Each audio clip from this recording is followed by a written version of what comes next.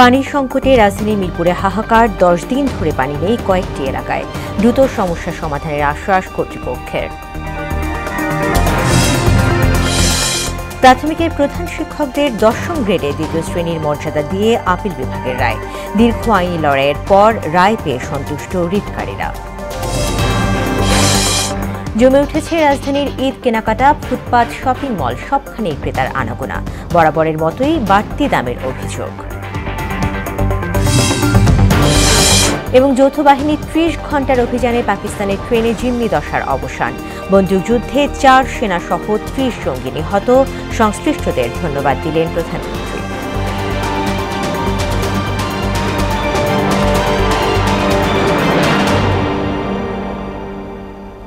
আসসালামু আলাইকুম, মোহনা সংবাদে সবাইকে স্বাগত।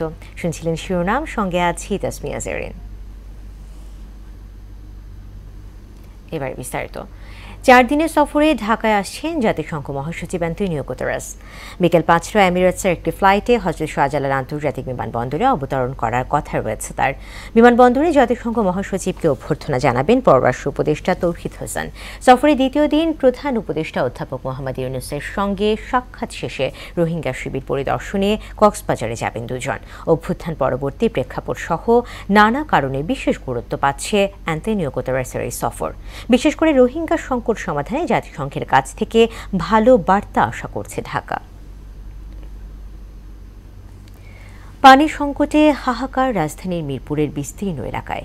8-10 দিন ধরে পানি নেই হরিরামপুর, কোটবাড়ি, বাগবাড়ি, বড়বাজার, দারুস সালাম সহ কয়েকটি এলাকায়।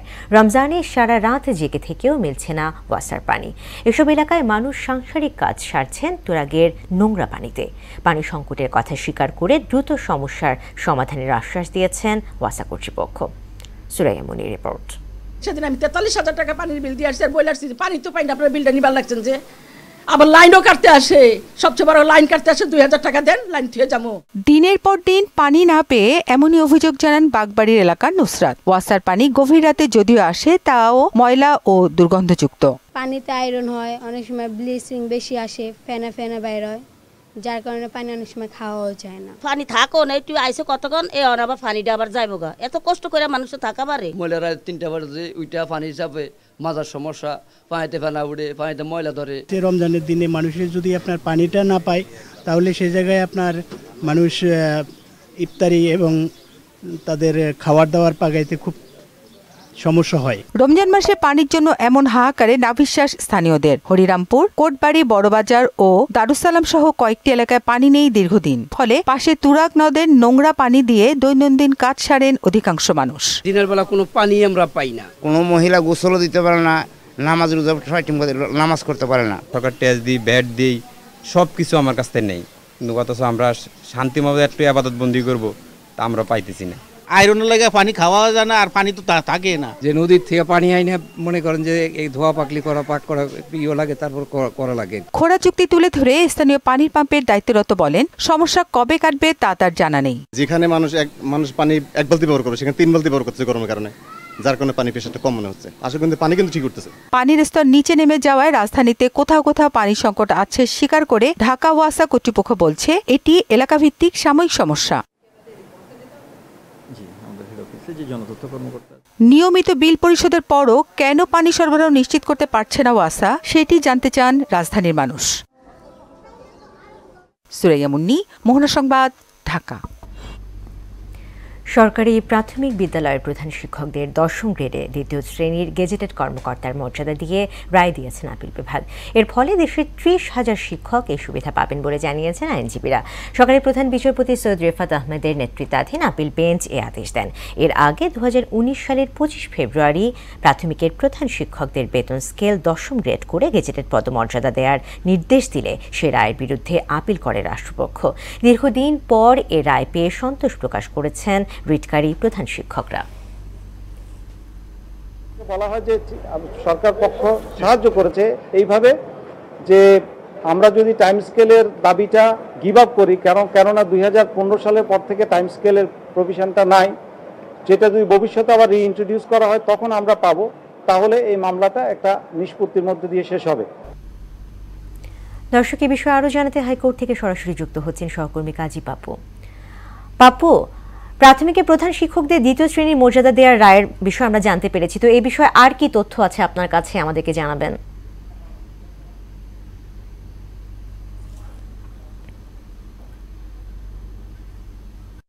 রায়ের পাওয়ার পর শিক্ষকরা কিন্তু খুব সন্তুষ্ট প্রকাশ করেছে এবং তাদের যে আইনজীবী রয়েছেন তিনিও সন্তুষ্টি প্রকাশ করেছেন এবং তিনি একটা কথা তাদেরকে তাদের যে কর্তব্য সেটা কিন্তু মনে করিয়ে দিয়েছেন রায়ের পর, যে একজন শিক্ষক কিন্তু দেশ গড়ার কারিগর, তাদেরকে সেই দিকে নজর রাখতে হবে শিক্ষকদেরকে। এবং পাশাপাশি আপনারা জানেন যে বিভিন্ন যখন নির্বাচন হয় সেই নির্বাচনে কিন্তু এই প্রাথমিক বিদ্যালয়ের শিক্ষকরা অর্থাৎ প্রধান শিক্ষকরা কিন্তু বিভিন্ন দায়িত্ব পালন করে থাকেন এবং প্রত্যেকটা নির্বাচনে তাদের দায়িত্ব থাকে, প্রিজাইডিং অফিসার কিংবা অন্যান্য পদে দায়িত্বে থাকেন।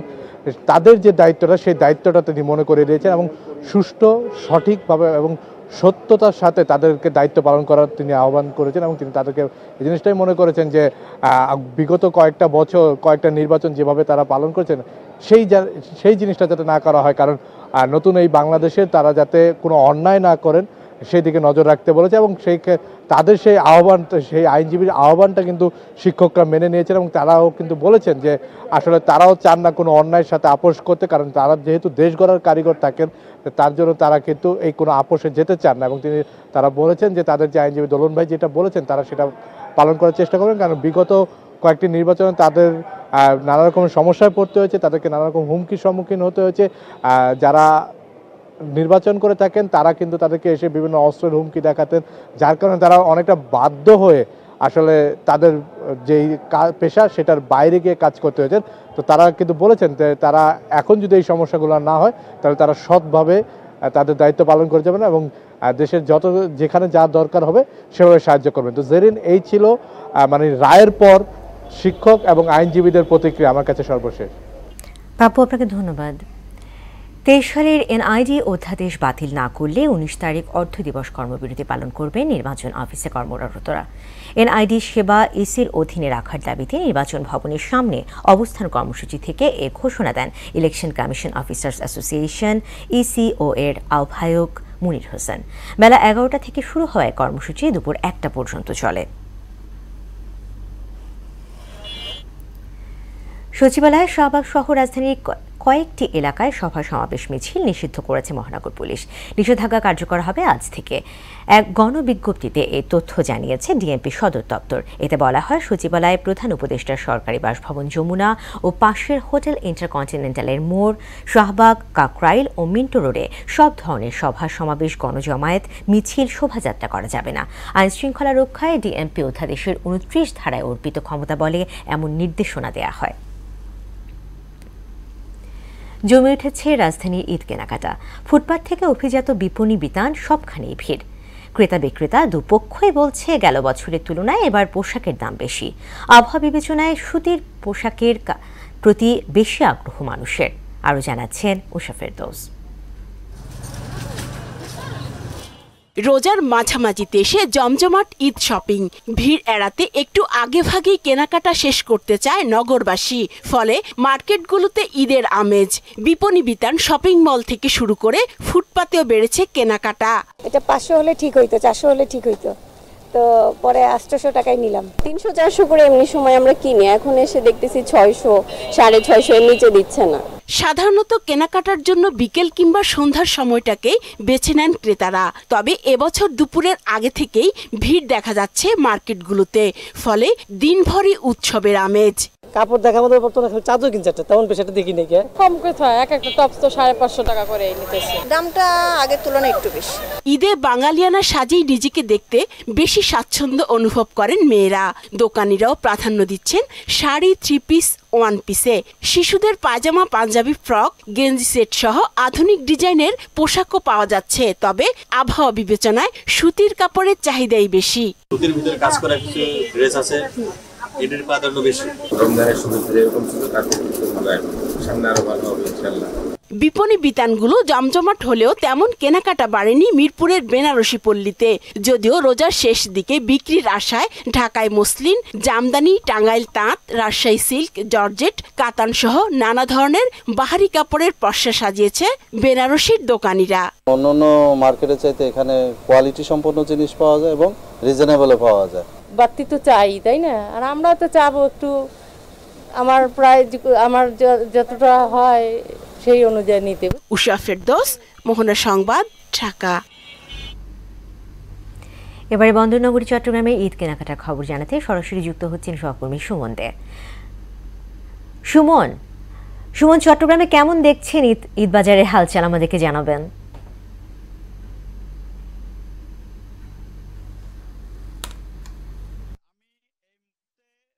চট্টগ্রামের যে রিয়াজউদ্দিন বাজারে, তো আজকে 12 জন সকাল থেকে আসি, অর্থাৎ এই রিয়াজউদ্দিন বাজারে আমরা দেখছি মানুষ আসলে কেনাকাটা করার জন্য কিন্তু আসে। তবে এখানকার যারা ব্যবসায়ী রয়েছে তারা বলছেন যে যে লোক আমরা দেখতে পাচ্ছি আসলে সবাই আসছে, কিন্তু তেমন বেচা বিক্রি বাড়েনি। অর্থাৎ অনেকে আসছে, তারা আসলে দেখছেন, কেউ কেউ কিনছে, এখনো তেমন জমে ওঠেনি। তো আমরা একজন ব্যবসায়ীর সাথে একটু কথা বলবো। আচ্ছা, আজকে তো 12 রমজান, আপনাদের বেচা বিক্রি কেমন হচ্ছে? একটু বেচা বিক্রি ইনশাল্লাহ একটু টুকটাক চলতেছে, কিন্তু এই আগামী সপ্তাহে ইনশাল্লাহ হবে, বাড়তি হবে ইনশাল্লাহ। এই সপ্তাহে একটু কম ব্যবসা, হয়তো টুকটাক একজন নিতেছে আর 2-4 জন আসতেছে একসাথে, এরকম ব্যবসা বাণিজ্য হচ্ছে। ইনশাল্লাহ হবে আগামী সপ্তাহে। ধন্যবাদ আপনাকে। আসলে আমরা ব্যবসায়ী থেকে শুনলাম, আসলে আমরা যদি আপনাকে একটু দেখাই, এই যে আমি যে এলাকায় দাঁড়িয়ে আছি, এখানে আমরা পর্যাপ্ত পরিমাণ মানুষ দেখতে পাচ্ছি, সবাই আসছে আসলে কেনাকাটা করার জন্য। তবে এখনো তেমন জমে ওঠেনি, অনেকে কিন্তু দেখছেন, কেউ কেউ কিনছেন, এবং মানুষের কিন্তু উচ্চভরা ভিড়। আমরা বিশেষ করে সন্ধ্যার পর, অর্থাৎ ইফতারের পর জমজমাট আরো দেখা যাচ্ছে। আর অন্যদিকে যে চট্টগ্রামের শপিং মল গুলো রয়েছে, সেখানেও কিন্তু তেমন বেচা বিক্রি এখনো জমে ওঠেনি। তারা বলছেন টুকটাক আগের মতোই বেচা বিক্রি হচ্ছে। তো আমরা এই বাজারে এসে কিন্তু মানুষজন যে ভিড়, সেটা কিন্তু আমরা লক্ষ্য করছি। তারপরেও কিন্তু বেচা বিক্রি হচ্ছে না বলে তারা আমাদেরকে বলছেন, এবং তারা আশা করছেন কয়েকদিনের মধ্যে কিন্তু বেচা বিক্রি বাড়বে, সেটা কিন্তু তারা বলছেন। আমরা এই আরেকটি দোকানে আসি। ভাই, একটু কথা বলি, আপনাদের বেচা বিক্রি কেমন হচ্ছে? ভাই, একটু যদি কথা বলেন একটু। ভাই, বেচা বিক্রি কেমন হচ্ছে একটু বলুন। আলহামদুলিল্লাহ ভালো। কেমন কাস্টমার কেমন? কাস্টমার আছে তো আলহামদুলিল্লাহ ভালো আছে, মোটামুটি আরো সামনের দিকে আরো ভালো যাবে, এটা করতেছে আর কি, যথেষ্ট চলতেছে। ধন্যবাদ আপনাকে। আসলে যদি আমরা এই বাজারে বিভিন্ন দোকানে ঘুরে দেখেছি, এখন কেউ বলেন বেচা বিক্রি বেড়েছে এবং ভালো বেচা বিক্রি হচ্ছে, সামনে আরো ভালো বিক্রি হবে, এমনটা কিন্তু আশা করছেন। তো চট্টগ্রাম থেকে এই চিঠি এখন পর্যন্ত আমার কাছে সর্বশেষ। সুমন, আপনাকে ধন্যবাদ। এদিকে ঈদ ঘিরে নরসিংদীর বাবুরহাটে ব্যস্ততা বেড়েছে পাইকারি ব্যবসায়ীদের। কাপড় কিনতে দেশের বিভিন্ন প্রান্ত থেকে পাইকারি ব্যবসায়ীরা ভিড় করছেন এ মোকামে। মাহবুবুর রহমানের প্রতিবেদন, জানাচ্ছেন আফরিন পপি। নরসিংদীর বাবুরহাট একটি ঐতিহ্যবাহী হাট। 3 পিস, শার্ট, প্যান্ট, শাড়ি, লুঙ্গি সহ দেশে তৈরি সব ধরনের কাপড় পাওয়া যায় এ বাজারে। বৃহস্পতি, শুক্র ও শনিবার বসে এ বাজার। এখানে দোকান আছে 10,000। ঈদ উপলক্ষে এ দোকানগুলোতে নিত্য নতুন ডিজাইনের কাপড়ের পসরা সাজিয়ে বসে ব্যবসায়ীরা। এবং আমাদের তো নতুন মডেল, নতুন নতুন ডিজাইনের যে কোয়ালিটিগুলো আসছে, সবগুলা তারা এখন আইসা দেখা সবাই নিতেছে। আমরা এই টাইমে মনে করেন গত বছর দিয়া কুলাইতে পারছি না, এই বছর অনেক খারাপ। ক্রেতা যারা কিনবো এদের কাছে টাকা পয়সা সেরকম নাই, দেশের অর্থনৈতিক অবস্থাও ভালো না। আমাদের দোকানে সপ্তাহে 10-12 লাখ টাকা আমদানিও হয়। বেচে কিনা আলহামদুলিল্লাহ ভালোই হয়েছে গত সপ্তাহে, এই সপ্তাহে একটু দম যাইতেছে। গত বছরের তুলনায় এবছর কাপড়ের দাম না বাড়ায় পাইকাররা কাপড় কিনছেন লাভের আশায়। এখনো পুরোপুরি না জমলেও দিন দিন বৃদ্ধি পাচ্ছে বেচা কেনা। কাপড়ের কোয়ালিটি ভালো আছে, কাপড়ের দাম সাশ্রয় আছে, এবার লাভবান হতে পারবে ব্যবসা করে। এদিকে মৌসুমী কর্মী হিসেবে কর্মসংস্থান তৈরি হয়েছে 20,000-এরও বেশি মানুষের, যাদের দৈনিক মজুরি 500 থেকে 2,000 টাকা পর্যন্ত। মোটামুটি এনের যে ইনকামটা বা পার্সেন্টেজটা পাই, এটা দিয়ে আল্লাহর মতে আমাদের সংসার মোটামুটি ভালোই চলে। এবার রমজান মাসে ঈদকে সামনে রেখে বেচা কেনা বৃদ্ধি পেয়ে প্রায় 6,000 কোটি টাকার লেনদেন হবে বলে জানান বণিক সমিতি। বেচা কেনা রমজান 1 মাস আগে থেকে রমজান পর্যন্ত বেচা কেনা ভালো, সারা দেশ থেকে পাইকার আসে, খুচরা পাইকার আসে। রমজান মাস হলে 5,000-6,000 কোটি টাকা মতন বেচা কেনা। আফরিন পপি, মোহনা সংবাদ। যৌথ বাহিনীর ৩০ ঘণ্টার অভিযানে পাকিস্তানের বেলুচিস্তানে ট্রেনে জিম্মি দশার অবসান হয়েছে। অভিযানে ৩০ জঙ্গি সবাই নিহত হয়েছে। আর অভিযান শুরুর আগেই ২১ যাত্রীকে হত্যা করে বেলুচ লিবারেল আর্মি BLA জঙ্গিরা। এছাড়া বন্দুকযুদ্ধে মারা গেছে ৪ সেনা সদস্য। সফল অভিযানের জন্য সংশ্লিষ্টদের ধন্যবাদ জানিয়েছেন পাকিস্তানের প্রধানমন্ত্রী শেহবাজ শরীফ। আরও জানাচ্ছেন কাজী শাহরিন। শ্বাসরুদ্ধকর ৩০ ঘণ্টারও বেশি সময়ের অভিযানে পাকিস্তানের বেলুচিস্তান প্রদেশে ট্রেনে জিম্মি সংকটের অবসান হয়েছে। বুধবার রাতে এক বিবৃতিতে ISPR জানায়, সেনা, বিমান বাহিনী, ফ্রন্টিয়ার কোর এবং SSG জওয়ানদের সাঁড়াশি অভিযানে সফলভাবে জিম্মি সংকট শেষ হয়েছে। অভিযানে বেলুচ লিবারেল আর্মি BLA জঙ্গি গোষ্ঠীর ৩০ সদস্যদের প্রত্যেকেই মারা গেছে। আহত হয়েছে ট্রেনের ২৯ যাত্রী। এর মধ্যে ১৬ জনকে CMH এবং ১৩ জনকে বেসামরিক হাসপাতালে ভর্তি করা হয়েছে। নিরাপদে উদ্ধার করা হয়েছে ৪ শতাধিক যাত্রীকে। ISPR এর ডিজি জানান, যেখানে ওই ঘটনাটি ঘটেছে তা যোগাযোগ বিচ্ছিন্ন প্রত্যন্ত এলাকা, ফলে সেখানে পৌঁছানো অনেক কঠিন ছিল। এছাড়া সন্ত্রাসীরা নারী ও শিশুদের মানবঢাল হিসেবে ব্যবহার করায় অভিযানও ছিল ঝুঁকিপূর্ণ। জিম্মি নাটক অবসানের পর বেলুচিস্তান সফরে যান পাকিস্তানের প্রধানমন্ত্রী শেহবাজ শরীফ। সার্বিক আইন শৃঙ্খলা পরিস্থিতি জানার পর সফল অভিযানের জন্য সংশ্লিষ্টদের ধন্যবাদ জানান তিনি। এদিকে সশস্ত্র এ জঙ্গিরা ট্রেন ছিনতাইয়ের একটি ভিডিও প্রকাশ করেছে।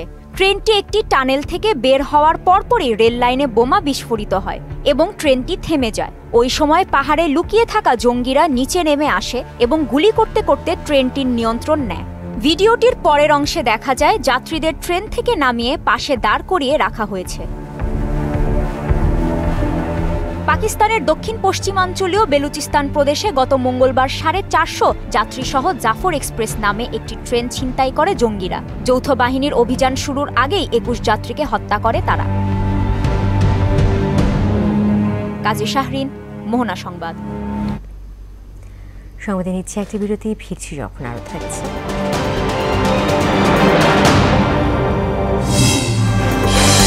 যুদ্ধবিরতি চুক্তিতে রাজি না হলে রাশিয়ার অর্থনৈতিক অবরোধের হুমকি ট্রাম্পের, এখনো প্রতিক্রিয়া জানায়নি মস্কো। এবং চ্যাম্পিয়ন্স লিগে টাই ব্রেকারে বিতর্কের জন্ম, অ্যাটলেটিকোকে হারিয়ে শেষ ৮-এর রিয়াল মাদ্রিদ।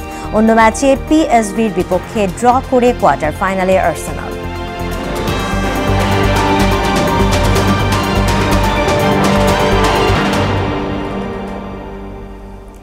বিরতির পর আবার আমন্ত্রণ মোহনার সংবাদের সঙ্গে আছে তাসমিয়া সেরিন। দেশের সবচেয়ে বেশি তুলা উৎপাদনকারী জেলা কুষ্টিয়ায় বিভিন্ন কোম্পানির হাইব্রিড জাতের উচ্চ ফলনশীল তুলা চাষে আগ্রহী হচ্ছেন এখানকার চাষিরা। এই জেলার তুলার আঁশের গুণগত মান অনেক ভালো। তুলা চাষ বাড়ানোর জন্য সব ধরনের সহযোগিতার পাশাপাশি কৃষি মন্ত্রণালয় চাষিদের প্রণোদনা দিচ্ছেন। মনজারুল ইসলাম খোকনের প্রতিবেদন, জানাচ্ছেন তাসিন তারিন। কুষ্টিয়া জেলায় এবছর ২,৩৮০ হেক্টর জমিতে বিভিন্ন কোম্পানির হাইব্রিড জাতের তুলা চাষ হয়েছে। ভালো মানের তুলা উৎপাদনের লক্ষ্য এই মৌসুমে ১,২২০ জন চাষিকে প্রণোদনার আওতায় এনেছে কৃষি মন্ত্রণালয়। তুলা চাষের শুরুতেই অতিরিক্ত বৃষ্টির কারণে এবছর বিঘা প্রতি ৮ থেকে ১০ মণ তুলা উৎপাদন হচ্ছে, যা গত বছরের তুলনায় অনেক কম। বাজার দর ৪,০০০ টাকা মণ হলেও লোকসান গুনতে হবে কৃষকদের। বৃষ্টির কারণে তুলা আমার সব পয়সা গেছে, ৭-৮ মণ তুলা হয়েছে। অন্যান্য বছরের চাই এবছরে তুলার ফলনটা অনেক কম। বৈরী আবহাওয়ার কারণে তুলার তেমন একটা ভালো প্রোডাকশন এবারও হয়নি। কটন জিনিং অ্যাসোসিয়েশন সারা বাংলাদেশ থেকে আঁশ তুলা ক্রয় করে থাকে, তবে কুষ্টিয়া, চুয়াডাঙ্গা, মেহেরপুরের তুলার আঁশ সর্বোত্তম। আমরা আন্তর্জাতিক বাজারের সাথেই মিল রেখে প্রতি বছর সামঞ্জস্যতা রেখেই এবছরও কৃষকদের জন্য ৪,০০০ টাকা মণ নির্ধারণ করছি। প্রশিক্ষণের পাশাপাশি বীজ নির্ধারণ, বীজতলা রোগমুক্ত রাখতে সার্বক্ষণিক কৃষকদের সাথে যোগাযোগ রাখেন বলে জানান এই কর্মকর্তা। আমরা গতবার যে তুলা চাষ করছিলাম তার থেকে 1.5 থেকে 2 গুণ আমরা লক্ষ্যমাত্রা নির্ধারণ করেছি এবং সরকারের আরও প্রণোদনা বৃদ্ধি পেয়েছে। আশা করি তুলা চাষ বাড়বে এবং চাষি উৎসাহ উদ্দীপনার সাথে আরও তুলা চাষের বিষয়ে আগ্রহ থাকবে বলে আশাবাদ ব্যক্ত করছি। এই বছর জেলায় 2380 হেক্টর জমিতে তুলা চাষ হয়েছে। অনুকূল আবহাওয়ায় সঠিক বীজ নির্ধারণে লাভবান হবেন কৃষকরা। তাহসিন তারিন, মোহনা সংবাদ। আন্তর্জাতিক প্রসঙ্গ। যুদ্ধবিরতি চুক্তিতে রাজি না হলে রাশিয়ার উপর অর্থনৈতিক অবরোধ আরোপের হুমকি দিয়েছেন মার্কিন প্রেসিডেন্ট ডোনাল্ড ট্রাম্প। তিনি বলেছেন ইউক্রেনের যুদ্ধবিরতি এখন রাশিয়ার উপরই নির্ভর করছে। এদিকে ইরানের সর্বোচ্চ নেতা আয়াতুল্লাহ আলী খামেনি বলেছেন ইরান পরমাণু অস্ত্র তৈরি করতে চাইলে যুক্তরাষ্ট্র তা ঠেকিয়ে রাখতে পারত না। অন্যদিকে আগামী শুক্রবার কানাডার নতুন প্রধানমন্ত্রী হিসেবে শপথ নেবেন মার্ক কার্নি। বিস্তারিত কাজী শাহরিনের ডেস্ক রিপোর্ট।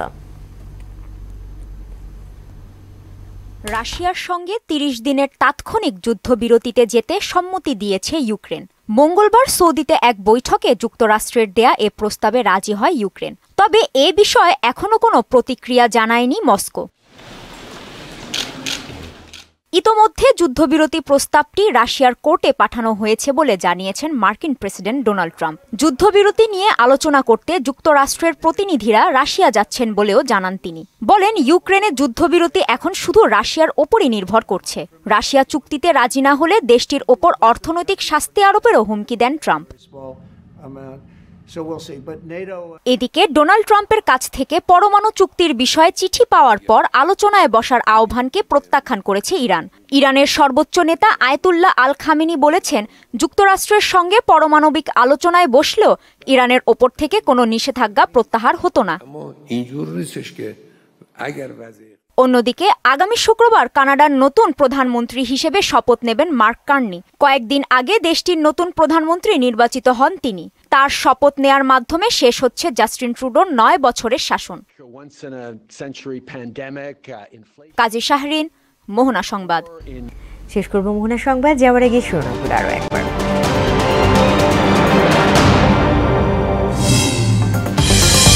পানি সংকটে রাজধানীর মিরপুরে হাহাকার, 10 দিন ধরে পানি নেই কয়েকটি এলাকায়। দ্রুত সমস্যা সমাধানের আশ্বাস কর্তৃপক্ষের। প্রাথমিকের প্রধান শিক্ষকদের 10ম গ্রেডে 2য় শ্রেণীর মর্যাদা দিয়ে আপিল বিভাগের রায়। দীর্ঘ আইনি লড়াইয়ের পর রায় পেয়ে সন্তুষ্ট রিটকারীরা। জমে উঠেছে রাজধানীর ঈদ কেনাকাটা, ফুটপাত, শপিং মল সবখানে ক্রেতার আনাগোনা। বরাবরের মতোই বাড়তি দামের অভিযোগ। এবং যৌথ বাহিনীর 30 ঘণ্টার অভিযানে পাকিস্তানের ট্রেনে জিম্মি দশার অবসান। বন্দুকযুদ্ধে 4 সেনা সহ 30 জঙ্গি নিহত। সংশ্লিষ্টদের ধন্যবাদ দিলেন প্রধানমন্ত্রী। দর্শক, এই ছিল মোহনা সংবাদে। পরবর্তী সংবাদ বিকেল 5:30টায়। এর আগে সংবাদ এক নজরে দেখবেন বেলা 3টায়। এছাড়া মোহনার সবশেষ খবর জানতে ভিজিট করুন www.mohana.tv। সংবাদ দেখতে পারেন আমাদের ফেসবুক পেজ, ইউটিউব। এতক্ষণ সঙ্গে থাকার জন্য ধন্যবাদ।